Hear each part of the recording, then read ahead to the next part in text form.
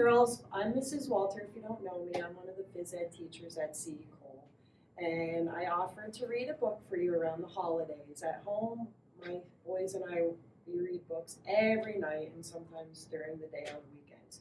And this one is one of their favorites, and we read it a lot. And it doesn't have to be Christmas time when we read this book. As you can see, they enjoy it too because it's a little bent around the corners. It's called The Mouse Before Christmas. And it's a cute, sweet little story about a little mouse right here that gets his Christmas wish. And the book is by Michael Garland. So I will start. Here we go.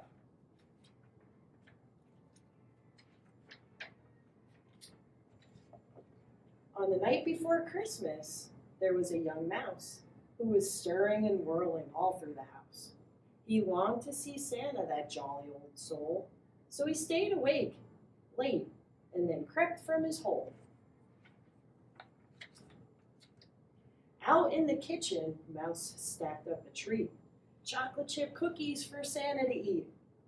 He made not a sound as he hurried and scurried, but Puss was asleep, so he needn't have worried.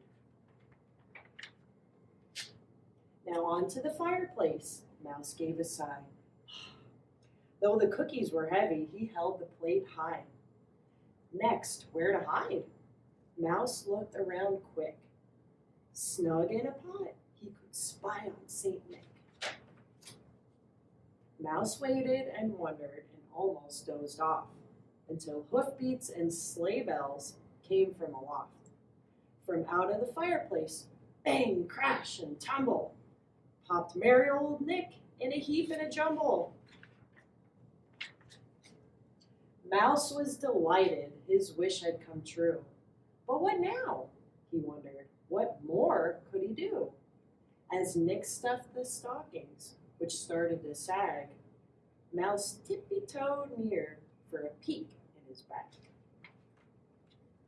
Soon Santa was done. Time to hurry away. He snatched up his sack and sprang out to his sleigh. With a whoosh and a swish, Mouse was bundled inside, but down in the darkness was no place to ride.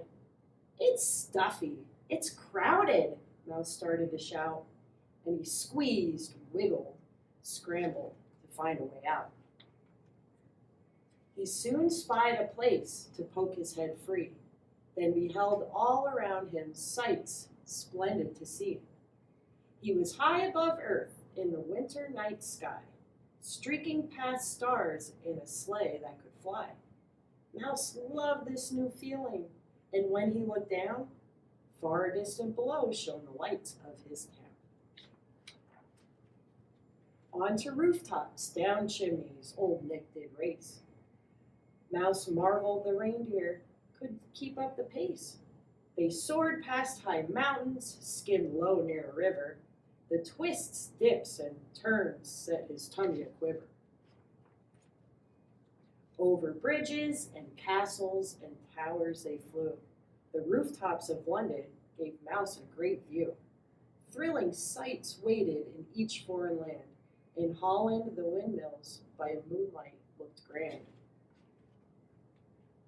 Mouse had never imagined a world so wide. He lost count of the wonders he'd seen on his ride. Crossing cities and countries, over desert and sea, past the Sphinx and the two towers, and Miss Liberty. At the end of the night, at the very last house, Santa peeked in his sack.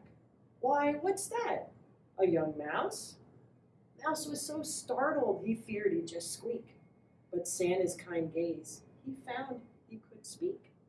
Oh, Santa, I'm sorry for sneaking this ride, but your bag was so tempting I climbed right inside.